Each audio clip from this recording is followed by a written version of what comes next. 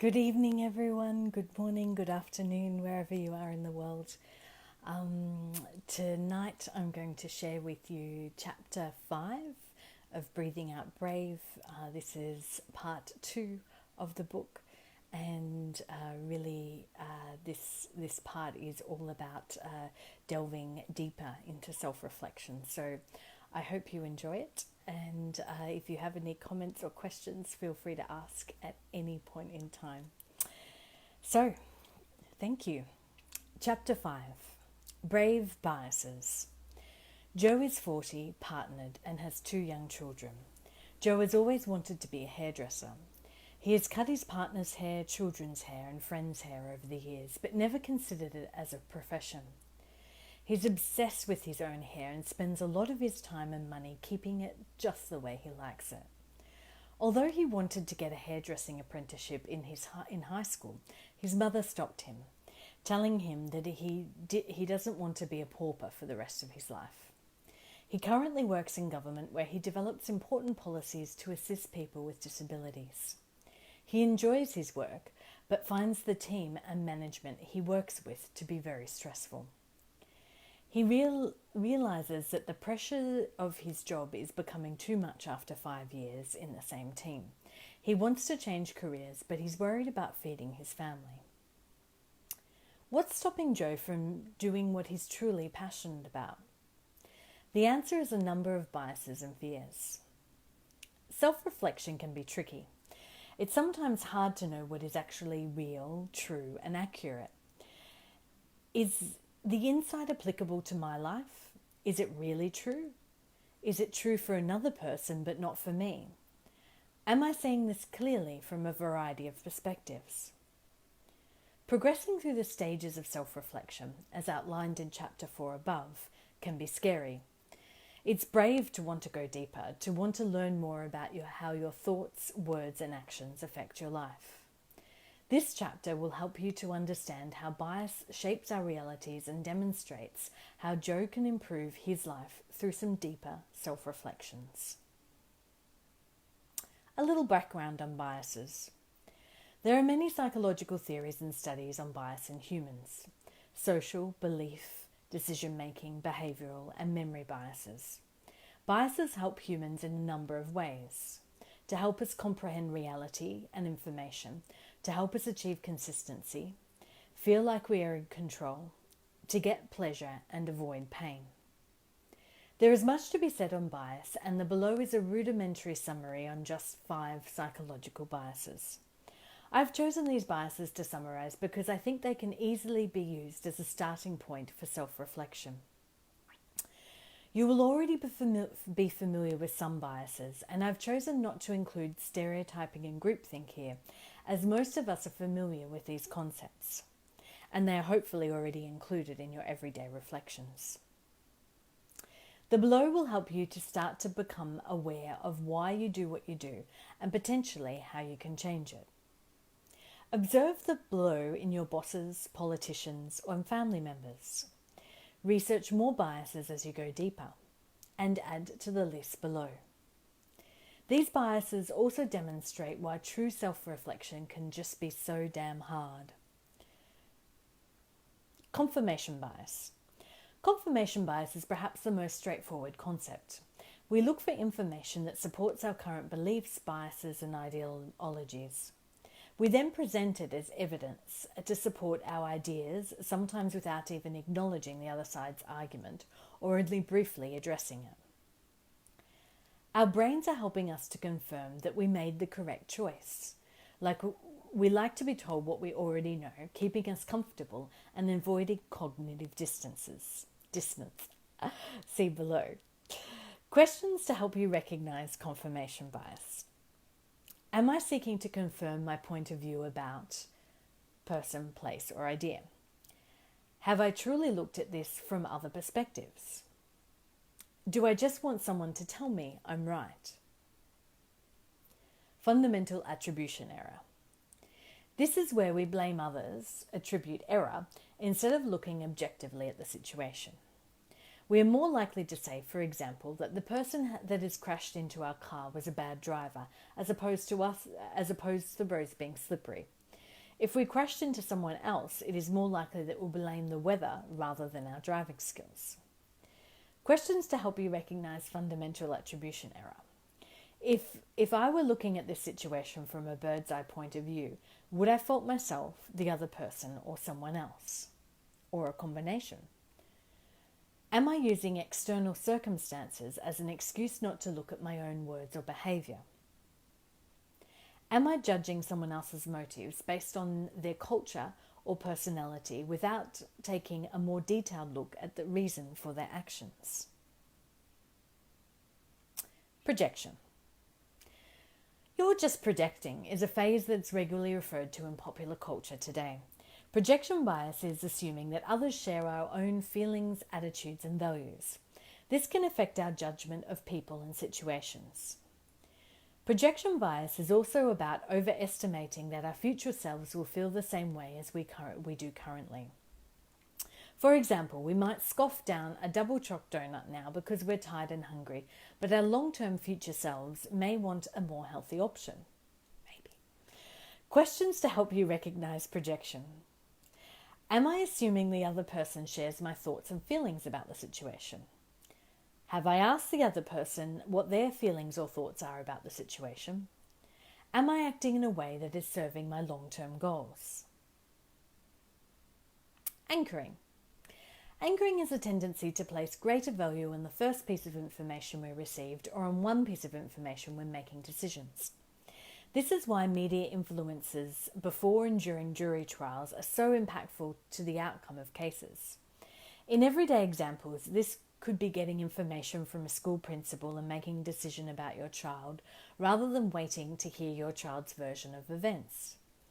Or a friend tells you that a new person you're going to meet is an alcoholic and you view your interactions through that lens rather than look at the person through other multiple potentials, such as they're a gifted pianist, they care deeply about the world, that they are extremely good at what they do. Questions to help you recognize anchoring. Am I basing my viewpoint decision on one piece of information? Have I attempted to find out a range of sides to this issue, situation, person? What information am I relying on here? Sunk cost effect. The sunk cost effect occurs when we think we have spent a lot of time and resources already, so we should push on. We've come so far. An example. On many historical dangerous climbing or hiking treks, adventurers have expended more resources getting to the summit and didn't leave enough resources for the return journey to their peril. Questions to help you recognize sunk cost effect. Do I feel like all the energy I've invested in this person, relationship, job will be lost if I pull out now? Do I feel like I need to push on without really checking in with myself to see if I have enough emotional energy, resources, or willpower to finish well? Do I use the words, but we've come so far? Cognitive dissonance. Often we come up against contradictory thoughts about ourselves and others. Cognitive dissonance occurs when your previously held thoughts about yourself, another person, idea, ideology, etc. are confronted with competing or differing thoughts. For example, you eat 2 bananas a day.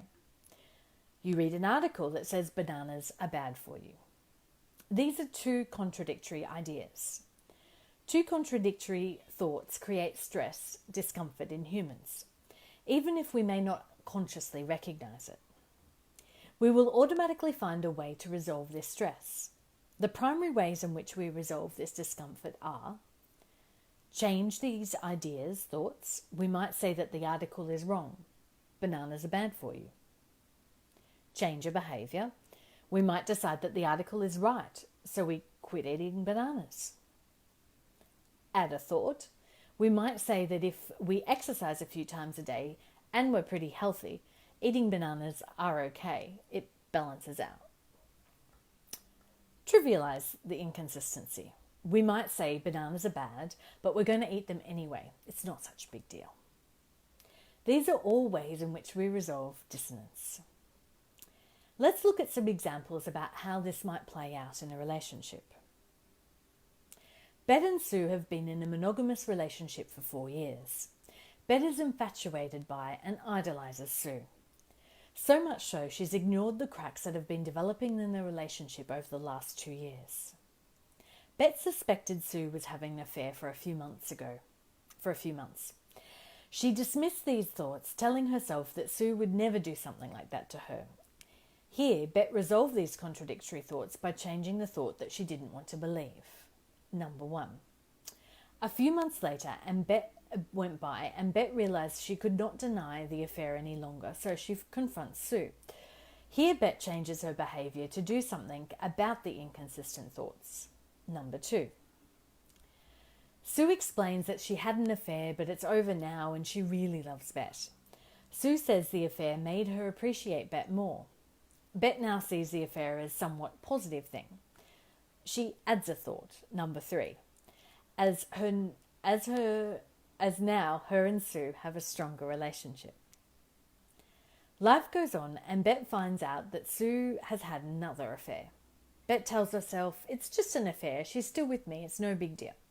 Bet trivializes Sue's ongoing behaviour, again resolving the two different thoughts. Number 4.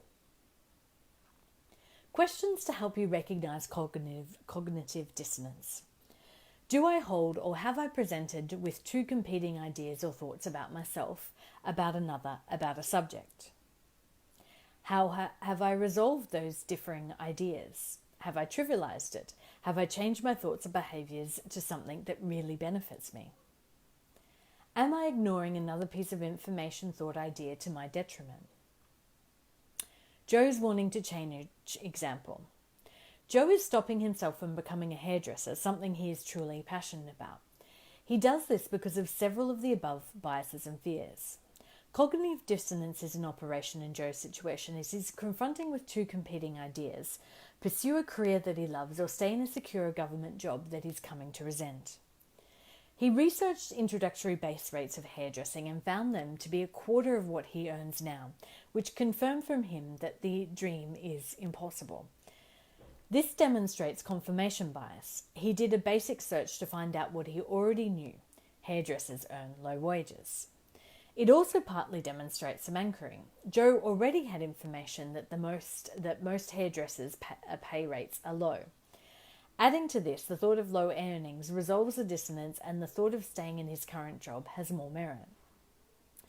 He also thinks about how much he's put into his career and how much time he's investing into building the projects he has.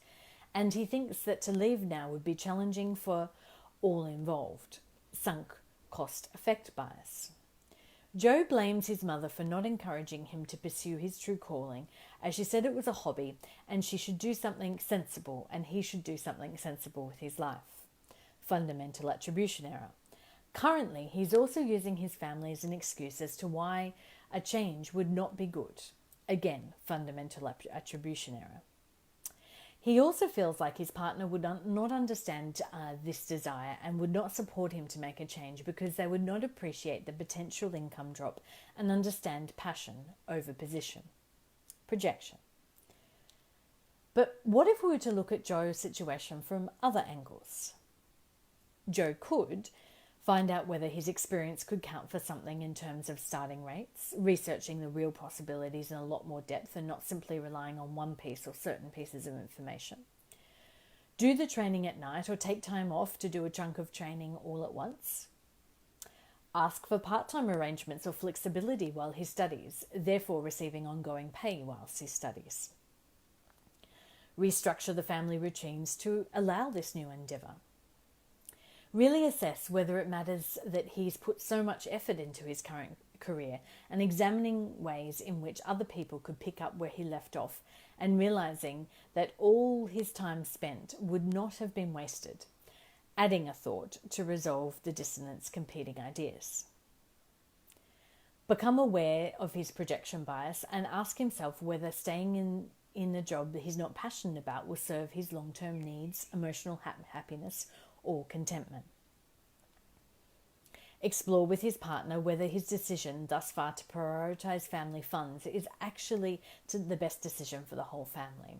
Perhaps Joe being less stressed and potentially more happy in a new career would benefit the family more, and perhaps the hours of work could work better for a family functioning as well. Exercise. How bias affects your decision making. As you can see from the above, there are many avenues of thought we can pursue using just a couple of cognitive biases. And there's more. Take some time to think about a decision you would like to make and how maybe some of the above biases have played out in your potential change decision considerations. Exercise. Weekly reflections. What if nothing jumps to mind? Your life might be straightforward. Work, family, home. The simple fact is, if you are a human interacting with anyone or anything, you will have something to reflect on. Conversely, not having one or more of these things in your life may give you opportunity for reflection. This is not about trying to find problems that aren't there. There is always something in modern society to reflect on which impacts us in some way. That gets us thinking, or perhaps a little annoyed. Taking time on a weekly basis to self-reflect, you may find insights into your week or thoughts of how to improve your interactions for the following week. Some questions to start your weekly reflections. How did my interactions at work go this week? Any emotions that came up? Any improvements? How did my interactions at home go? Any emotions that came up? Any improvements? Any emotions that came up for no apparent reason this week? Why do I need to upgrade my TV, phone? What is the emotional reason behind it? How are the interactions with my family members important people in my life? Do they feel comfortable? Uncomfortable? How are my interactions with non-human animals? Why do I really feel drawn to seeing a repeat of that baseball match TV series? How do you do the work of self-reflection?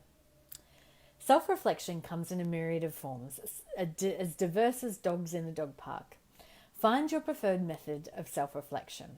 Some people prefer to do and self-reflect, such as sift through patchwork materials, playing guitar, walking, running, doing Sudoku, journaling, painting, sitting in a coffee shop, solo, watching the world go by, walking in nature, playing with your dog, exercising, painting, stroking a cat. My personal favourites are journaling, sitting in a cafe, watching the world go by, walking in nature, lying on my bed and feeling into my body deeply. No, not in that way, but that's a subject for another book. And seeing how I really am on that particular day, or I'm wanting to process an emotion that has come up for me. Self-care or self-nourishment. Self-nourishment and self-care are different to self-reflection. Often self-reflection comes as a result of self-care. You take time out to jog in a forest once a week, and when you do, you get a fresh perspective on your work projects for the upcoming week. Or you go to a day spa, in the middle of your massage, you get an idea to change the kids' bedrooms to resolve an ongoing disagreement that you hadn't thought of before. This is a beautiful thing. Sometimes self-nourishment and self-reflection are combined, like taking a long bath after a stressful day to reflect on how you approached a long-standing disagreement between yourself and your brother about your parents' care. Again, a beautiful thing. People may think of self-reflection as an afterthought or worry about saying or doing the right thing, whether or not that right thing is from ourselves or others. What I'm interested in promoting is deep self-reflection on a regular basis. Intentional carved up time to get down with you. Time where you're intentional about working through your issues and emotions. You can start with the above questions around biases, or maybe you would like to reflect on how biases have played out for you in the past week. Identify any and see if there is something you'd like to change. Genuine, deep self-reflection is some of the bravest work and bravest actions you'll ever take. Reflecting on bias. The biases presented in this chapter are tools to help you more deeply reflect in your everyday interactions. Make a habit of reviewing your day and what biases you may have used at work or home to make decisions. This will assist you in not only seeing how your biases affect your decisions, but how you can make different choices based on more rounded information. So that's the end of chapter 5. I hope you enjoyed it. I hope it provided you with some new thoughts, reminding reflections, or something else. If you have any questions or comments, would love to hear it. I'll respond just below this video. And I hope you enjoyed that. I'm going to do a reading of chapter 6 tomorrow morning, Australian Eastern Standard Time at 6:30, which is London 9:30 time, mainland Europe 10:30. New York City 4:30 p.m, Mexico City 3:30 p.m, and Bangkok it's a little earlier 3:30 a.m, but I will share it as always, and you'll get to see the replay on my main Facebook wall. Again, all the previous chapters are available for live recordings. Just go onto my main Facebook page and you'll find them all there. Hope you're enjoying these readings and the book so far, and I look forward to hearing your thoughts soon. And wishing you all a beautiful evening, beautiful day ahead, or a beautiful afternoon. Thanks, everyone.